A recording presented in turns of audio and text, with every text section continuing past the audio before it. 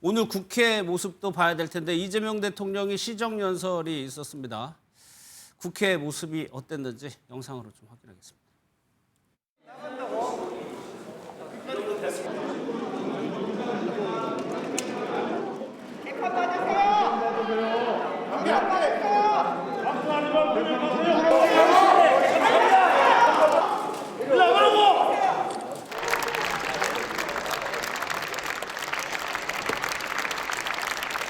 더욱 키우기 위해 K컬처 투자도 보자고 세상부 출범 이후 첫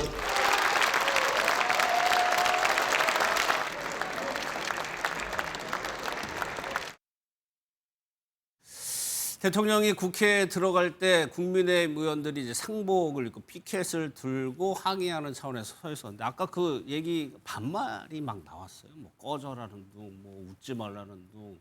대통령 면전에 그런 얘기가 나왔거든요. 그러니까 저는 그 야당이기 때문에 어쨌든 대통령의 국정 운영에 대해서 반대도 할 수 있고 때로는 항의도 할 수 있다고 생각합니다.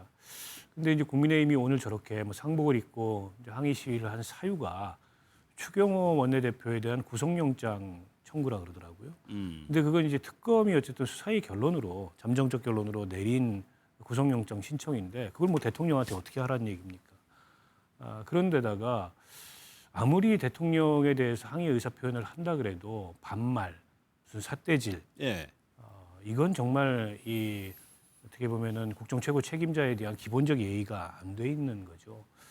그럼에도 불구하고 어쨌든 이재명 대통령은 가서 머리를 숙이고 예의를 표하고 나서 입장을 했습니다. 저는 그 장면이 굉장히 인상적이었어요.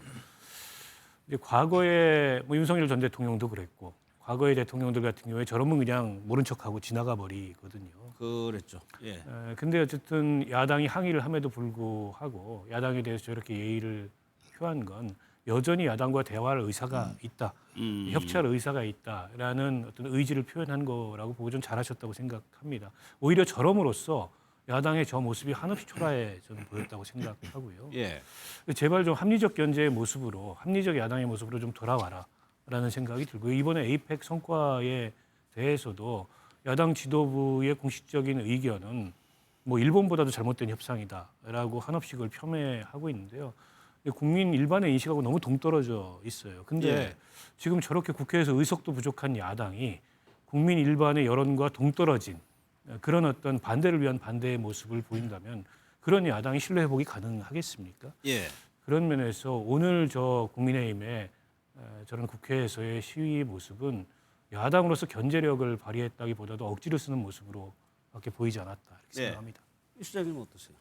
네, 뭐 저도 지난해 사실은 총선에서 국민의힘이 참패한 이후에 윤석열 대통령 재임 시절이죠. 그때 시정연설에는 윤석열 대통령이 가지 않았습니다. 그랬죠. 기분 나쁘다고 가지 않았고요. 근데 이번에는 또 야당으로 이제 정권이 바뀐 상황인데 이제 국민의힘이 이제 대통령 시정연설을 이제 보이콧하는 모습까지 보였는데요. 저도 이건 뭐 과하다는 좀 안타까움이 있습니다만 그럼에도 불구하고 우리 야당 입장에서 추경호 당시 원내대표의 구속영장 청구만 가지고 지금 저 이야기를 하는 게 아니고요. 우리 당에서 나온 논평을 보면 최근에 김문수 대선 후보도 선거법 위반으로 지금 경찰에서 조사를 받고 있습니다. 명함 5장 돌렸다는 이유로. 그리고 또 당시 권영세 비대위원장도 명절 때 선물 돌렸다는 걸로 지금 또 공직선거법 위반으로 조사를 받고 있어요. 그러니까 이런 등등의 경찰의 무지막지한 그야말로 편향적인 국민의힘의 대선 후보와 비대위원장까지 그냥 어떻게 보면 사실은 균형에 맞지 않는 형평성에 맞지 않는 과도한 정치적인 수사가 진행되는 걸로 저희들은 충분히 의심할 만한 것이 있어서 그런 것들을 전부 종합해서 지금 야당 탄압이라는 걸 주장하고 있기 때문에 저는 그런 면에서는 우리 시청자분들도 좀 이해해 주실 바라고요.